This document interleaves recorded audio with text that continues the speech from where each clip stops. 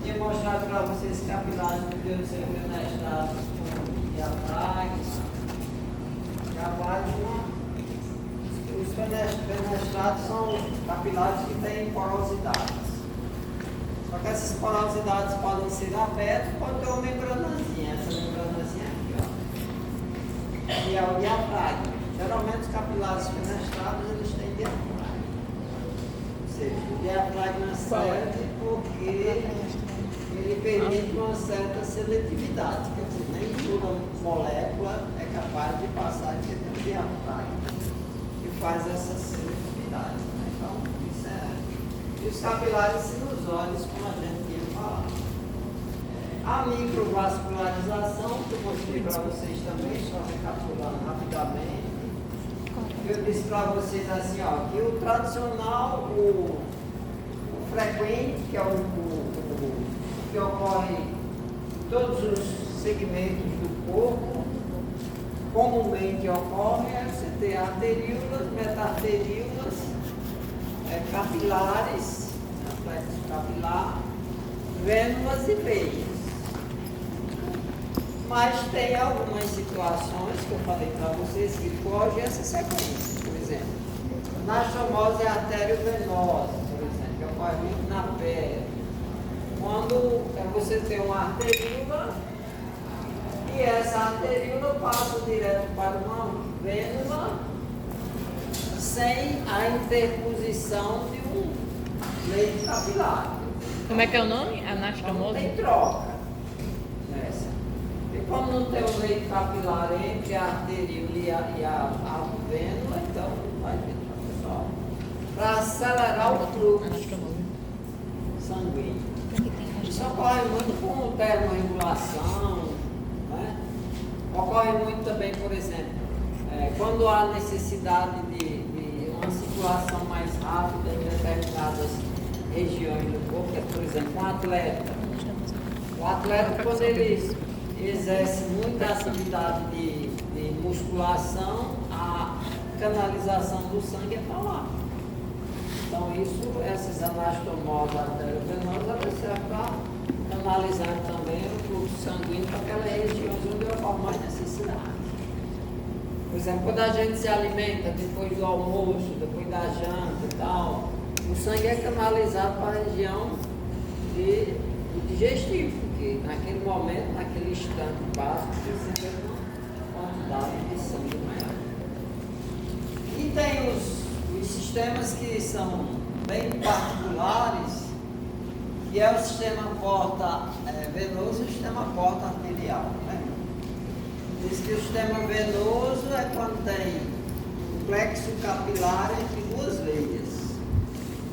É o caso que ocorre lá no fígado, né? Você tem veia porta, ramo da veia porta, sinusoide hepático e veia centrilobular. Então, ali é um sistema porta venoso. Porque tem um plexo vascular entre duas veias. E tem algumas regiões do corpo, particularmente rim, a gente vai ver daqui a pouco. E também a hipófise, por exemplo, que a gente tem um sistema porta arterial. Quando você tem uma arteríola, tem um plexo capilar e outra arteríola. Então, você tem uma arteríola aferente, um plexo de capilares sanguíneo e uma arteríola aferente. Então, isso é chamado sistema porta arterial. Então, você tem o sistema porta venoso e o sistema porta arterial. Né? Tá? Isso é microvascularização. Aí, as vênulas, eu disse para vocês, vênula é uma pequena veia, como a gente viu lá na prática. Eles viu vênula lá na prática, já? Então, as vênulas são pequenas veias. A diferença do capilar sanguíneo para a vênula é porque a vênula tem fibra muscular. Então, esse é o diferencial, inclusive na prática é o diferencial. A vênula já é um vaso muscular, porque tem fibra muscular na prática. Eventualmente a gente encontra duas ou uma fibra muscular na parede de uma vena. Então sempre tem. Porque existem dois tipos de venas. Existem as vênulas pós-capilares, existem as vênulas musculares. As vênulas pós-capilares é aquela que só tem fibra muscular na parede, uma ou duas fibras musculares, não tem camada. E as vênulas musculares é aquela que tem uma ou duas camadas de fibra muscular. Então, vênula muscular tem camada. Vênula pós-capilar tem fibra muscular na parede. Uma tem fibra muscular só, a outra tem as camadas de músculo na parede. A que tem camada de músculo, uma ou duas camadas de músculo na parede, é uma vênula muscular, que tem apenas fibra muscular lisa na parede, é uma vênula pós-capilar. Só que a vênula pós-capilar, ela pode ser pericítica ou não pericítica. Então, a vênula, ela pode ter uma célula que é chamada de pericítio. Eu devo ter mostrado para vocês também o pericítio.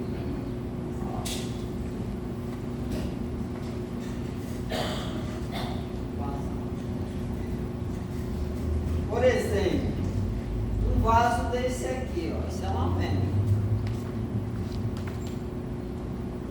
Essa é uma vênula, essa aqui é uma vênula. Qual que é a diferença dessa vênula? Essa vênula aqui, ó, você vê aqui, ó, isso aqui é um capilar. Nós temos capilar aqui vênula, aqui vênula. Essa vênula aqui, ela tem uma fibra muscular, uma célula endotelial aqui, essa pretinha aqui de dentro, ó. E tem esse núcleo escurinho aqui por fora, ó, que é da fibra muscular lisa. Então você tem célula endotelial aqui dentro, e você tem fibra muscular lisa aqui fora. Esse que é uma vênula. E ela tem uma fibra muscular lisa. Então vazamento. Além disso, ela tem o quê? Essa grande célula aqui, ó, que é uma célula mesenquimal. Uma célula que ela funciona como se fosse uma célula tronco. Ela tem capacidade de tanto originar a célula endotelial, como ela tem capacidade de originar fibra muscular lisa, porque ela é uma célula mesenquimal. Então ela origina componentes do tecido. Então, essa grande célula aqui que está aqui, ó, é o que a gente chama de pericítio.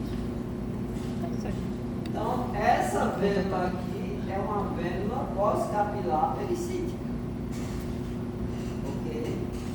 As características da vênula pós-capilar pericítica. Quanto a essa outra vênula aqui, ó, o que é que você observa? Diferente, você vê que ela é maior, né? Dá para perceber que ela é maior do que essa. Em diâmetro, quanto digo maior, em relação ao diâmetro. Mas não é só o caso, não é só porque ela é maior, porque ela tem uma camada aqui, ó, de fibra muscular. Aqui é a célula endotelial, ó, essa aqui, ó, essa, ó, de dentro. E essa aqui de fora, ó, é a camada de fibra muscular, né? Então tem uma camada de fibra muscular. Pode ter uma camada ou duas camadas de fibra muscular lisa. É uma vênula muscular. Então essa aqui é muscular, essa aqui é uma vênula pós-capilar pericítica. A vênula é um vaso muito importante, porque nos casos de infecções locais, né, onde ocorrem inflamações, assim, é pelas vênulas que os leucócitos eles picam.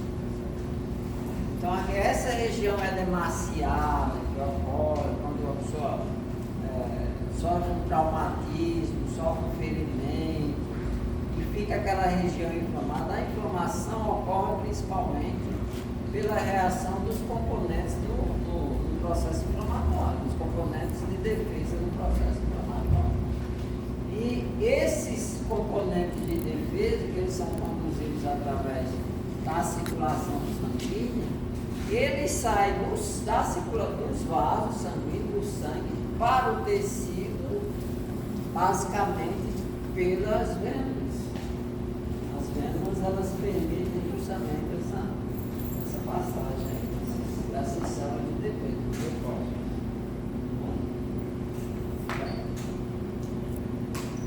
As veias são vênulas maiores, né? São vasos musculares.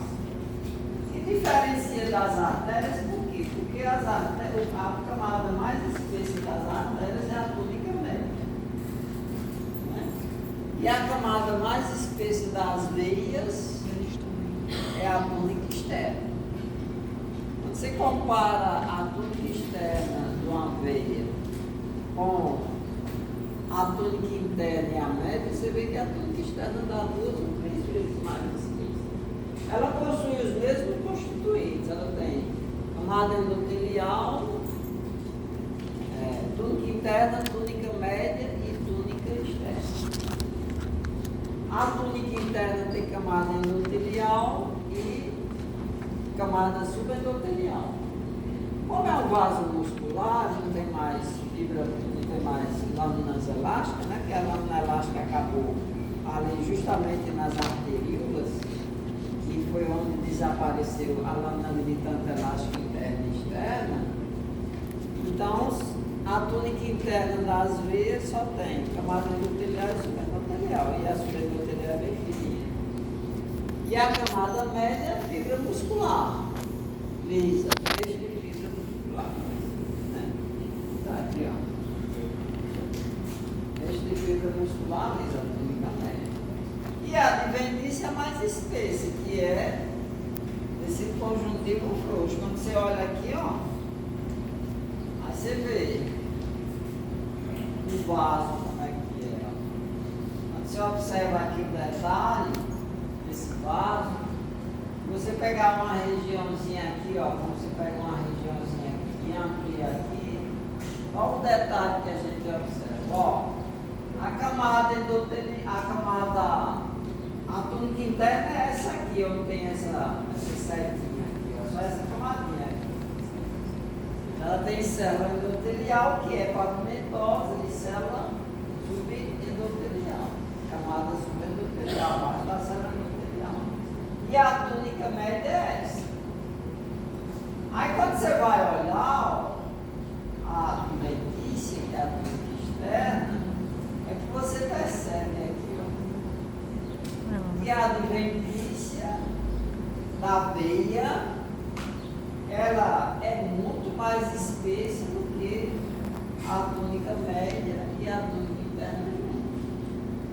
Tudo isso aqui é adventícia, a túnica externa. E daqui para cá é a túnica média, alta. E não tem essa seta aqui, a túnica interna. Vê que é um vaso mais conjuntivo do que propriamente muscular. Como por ali circula sangue sob baixa pressão, que é a circulação de retorno, né? A veia ocorre a circulação de retorno, é o sistema de baixa pressão. Então, o que ocorre? No sistema de baixa pressão, o sangue é empurrado, né? Então, a coluna de sangue vai empurrando.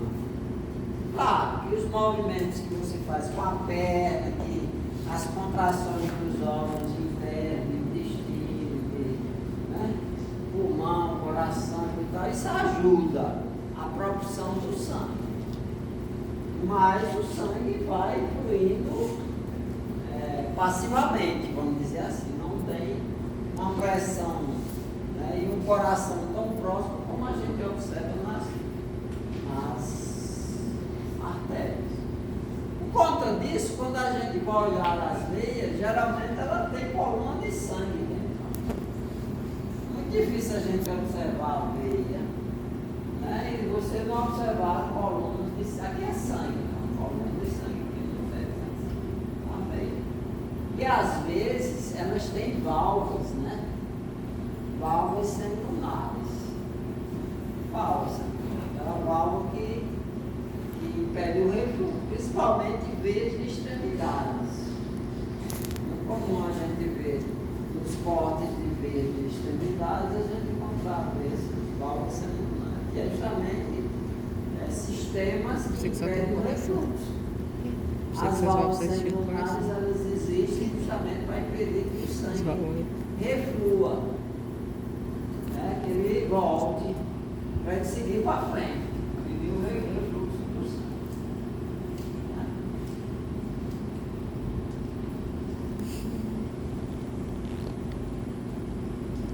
Aqui é outra. Um detalhe também fácil que a gente quer observar na veia aqui, como é um vaso elástico, né? Ela é sempre abaulada, ela nunca é um vaso assim, ó. Quando você olha uma arteríola ou uma. Você compara aqui, ó, por exemplo, um vaso arterial aqui e uma veia. Componente arterial aqui, um vaso. Você vê que os vasos arteriais, as artérias, por ser na artéria muscular ou a própria arteríola, que é um vaso arterial que está livre, ela tem uma formação de vaso redondinha, de conduto. A estrutura dela é uma estrutura bem definida. Quando você vai olhar para as veias, geralmente elas são um pouco disformes, né? Mas elas são disformes assim por conta da constituição da própria parede delas. São vasos musculares, né? Não, isso aqui é outra.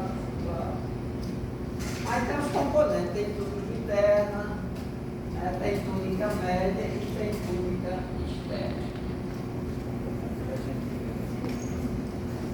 Arteríolas e vênulas, né? As duas aqui. Essa vênula aqui é uma vênula muscular, já. E aqui uma pequena arteríola, tem duas camadas aqui, ó. Uma, duas camadas de fibra muscular, uma pequena arteríola. E aqui é uma vênula muscular. Então, com as características que eu acabei de citar para vocês, né? Ó. Aqui tem vários vasos. Aí entra aquela história que eu disse para vocês. Não precisa sair procurando as lâminas de vaso. Você pega um lápis, você pega uma luva, você pega um chão. Se quiser pegar. Você vê aqui, isso é um corte de lápis. Né? Aí nesse corte de lápis você vê o quê? Você vê, ó, capilar aqui, ó, bem pequenininho aqui os capilares, ó. Né? Dá pra gente perceber aqui na seta-feira, capilar sanguíneo. Aí você vê aqui, ó, vênulas. Aí você tem uma vênula menor aqui. Essa vênula aqui é uma vênula pós-capilar. Aqui tem uma fibra muscular lisa, ó. Esse núcleo aqui bem longuinho. E aqui tem duas células endoteliais. Não tem pericito, né? Então é uma vênula pós-capilar, não pericito. Essa. E essa aqui já é uma vênula grande, ó. Tá vendo aqui, ó? Essa aqui, ó. É uma vênula muscular. Aquela grande lá. Aí a arteríola em cima. E assim vai. Num corte desse dá para você ver todos os vasos.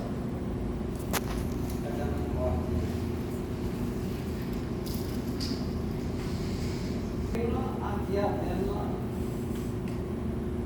O que é menorzinho aqui são os vasos linfáticos.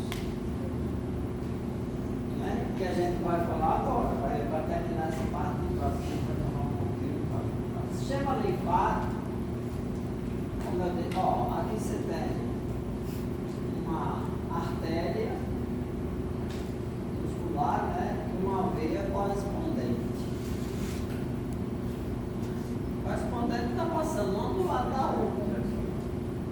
Aí você vê aqui, ó, que aqui é a parede, a túnica túnica média é bem espessa e a túnica externa é bem fininha.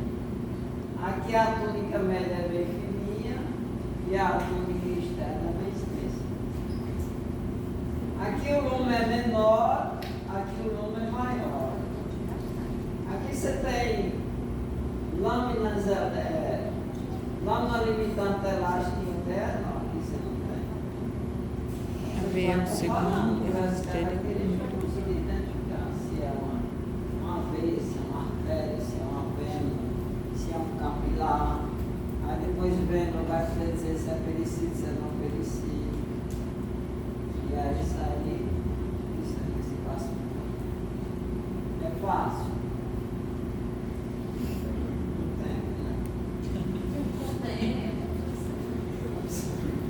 Do tempo que a gente não Aí o que é que segue?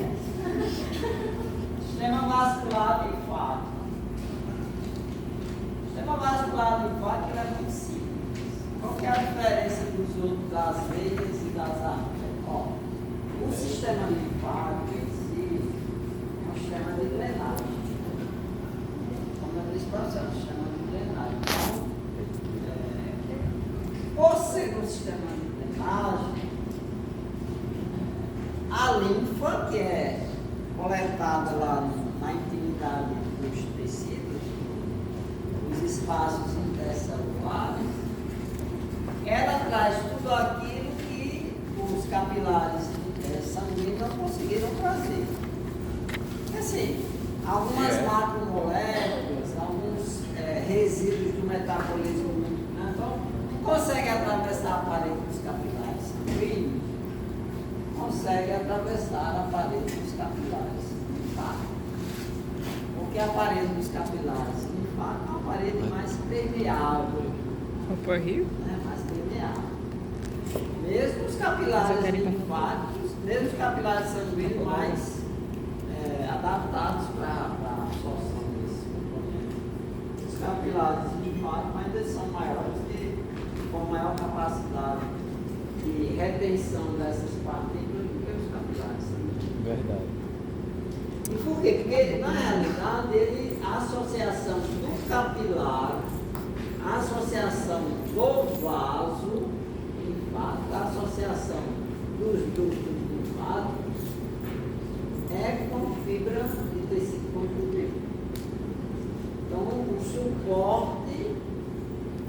A gente viu o vaso sanguíneo, eu disse para vocês, qual o suporte do vaso sanguíneo? Ou é fibra elástica, se o vaso for elástico, ou é fibra muscular, se o for vaso for muscular. Os vasos sanguíneos assim. Mas qual é o suporte do vaso linfático? Fibra colágena. Então, é um tecido conjuntivo. Então, a estruturação de todo o vaso linfático, o suporte de estruturação de todo o vaso linfático, são as fibras colágenas. Então, você tem uma associação. É tanto que tem determinadas regiões do corpo do animal que não tem fibra colágena e não tem capilar. Por exemplo, polpa vermelha do baço. Polpa vermelha do baço não tem colágeno. Se não tem colágeno, não tem vasos linfáticos, não tem capilares. Porque a associação, existe um paralelo entre os vasos linfáticos e o componente colágeno. Esse componente do tecido conjuntivo que é o colágeno. O que ocorre? Basicamente, os capilares, eles têm célula endotelial, essa célula endotelial apoiada em fibras colágenas e em fibras elásticas. Uma lâmina basal descontínua, né? Só isso, a camada. Ele tem a parede tão fina que geralmente eles têm uns filamentos de ancoragem, né? Eles conseguem formar uns filamentos de ancoragem para poder manter o lume aberto. Esses filamentos de ancoragem, eles se ancoram justamente nas fibras do tecido conjuntivo, né? Então, esses são os capilares.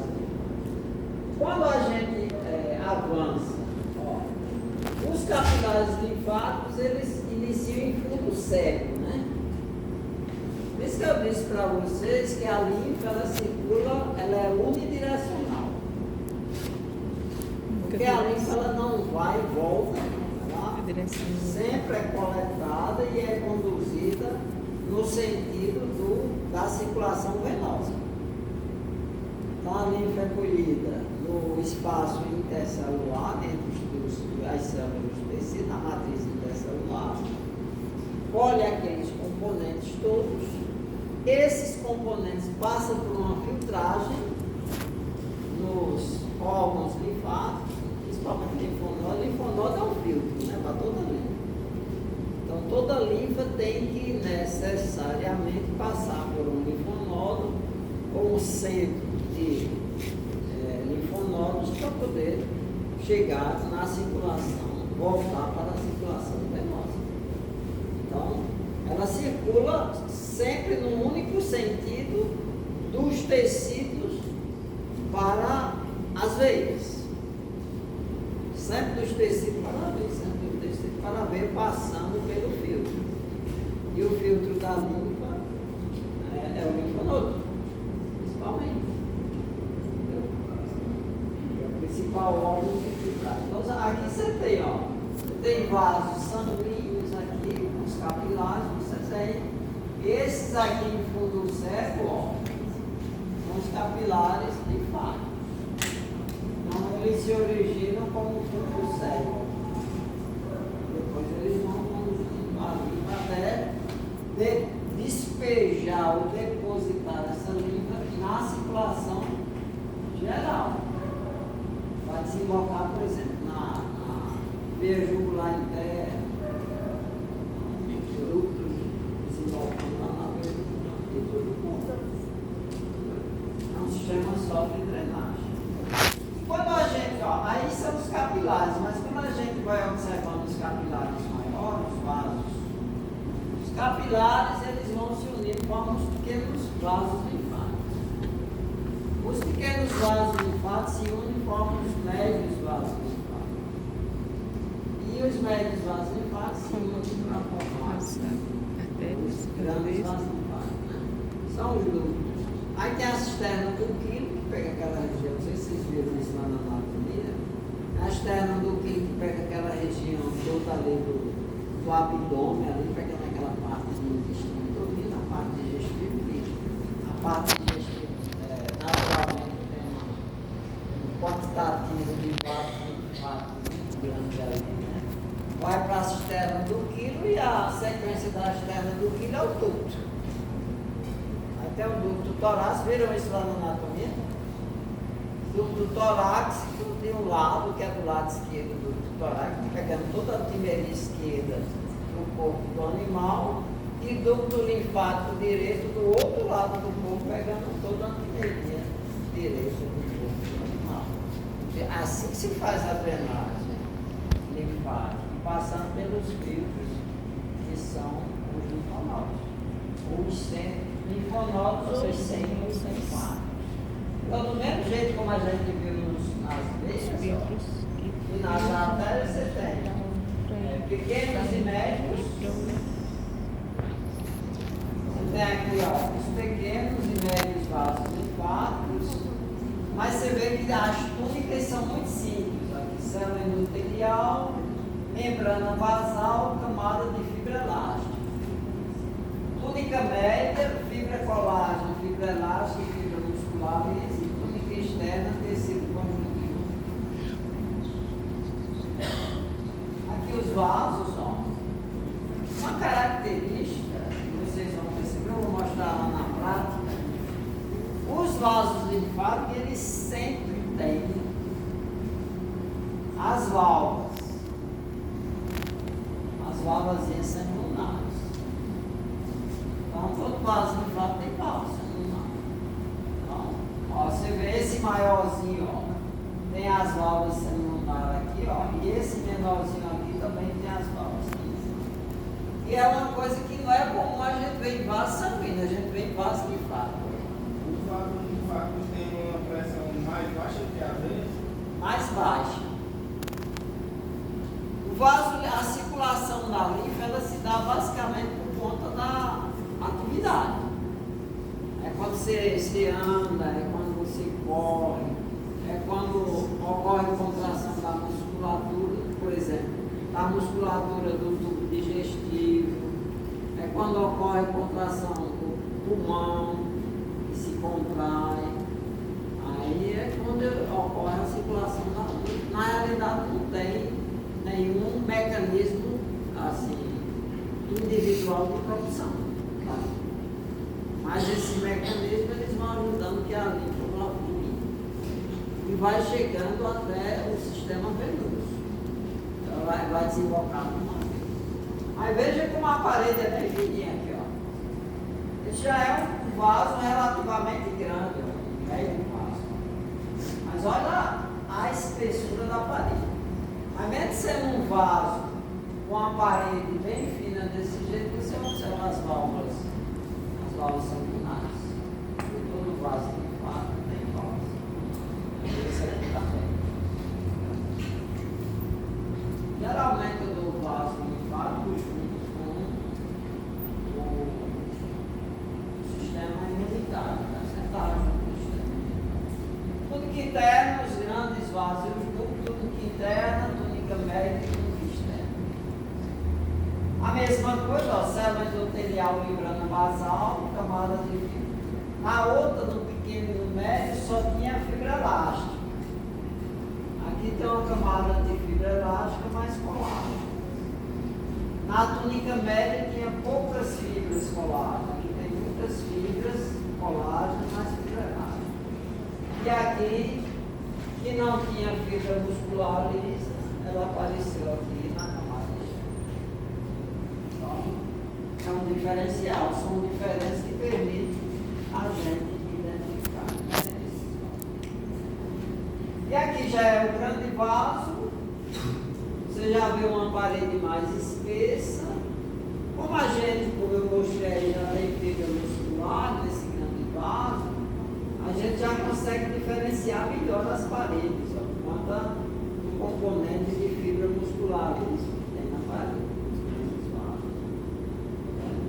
Aqui é a túnica média desses vasos. Mas a parede se estende daqui para cá. Mas veja, aqui tem as válvulas lunares, aqui também tem as válvulas. Ou seja, é o mesmo padrão dos outros vasos. E a gente vai parar e vai observar primeiro a presença dessas válvulas lunares, segundo, a ocorrência de parede mais fina, terceiro, o componente da parede, que é a principal coisa. Eu vou mostrar lá na prática para vocês amanhã. O componente principal da parede é conjuntivo. Professor, se trocar o nome válvula linfática para válvula lunar, ou trocar a lunar para linfática, muda alguma coisa? De quê? Se trocar o nome válvula lunar, porque não tá, você está falando válvula lunar, mas ali está válvula linfática, muda alguma coisa? Não, é a mesma coisa. A gente fala semilunar porque, por exemplo, a válvula semilunar, ela ocorre, por exemplo, na aorta. É a mesma válvula. Então, aqui ele chama válvula linfática porque está no vaso linfático. Aí quando eu digo válvula semilunar, aí você pode tirar a válvula semilunar, está em vários, ó, que não só o linfático. Entendeu? Ele bota linfático aí porque ele está querendo ser específico, para dizer que é daí do vaso linfático. Mas ela pode ocorrer, por exemplo, numa veia, válvula semilunar, numa veia de periferia, né? Dos membros, tá? Ou pode ocorrer, como ocorre no tronco pulmonar, lá na saída do coração. É assim, pode ocorrer em várias regiões, a gente chama de válvula semilunar. Enfim, mas isso não é importante. O importante é você identificar o tipo de vaso. Saber se é um vaso elástico, é um vaso muscular. Aí o que é que vocês vão ter que aprender? Eu acho que vocês já sabem. Só fazer essa diferença. Se é vaso elástico, se é vaso muscular, se é vaso, se é uma arteríola, se é uma vênula, se é uma vênula pós-capilar, pericite, se não é pericítica. Entendeu? Essas coisinhas. Pra você Só. brincar nisso. Entendeu? Mas é isso aí. Terminando isso, aí a gente começa a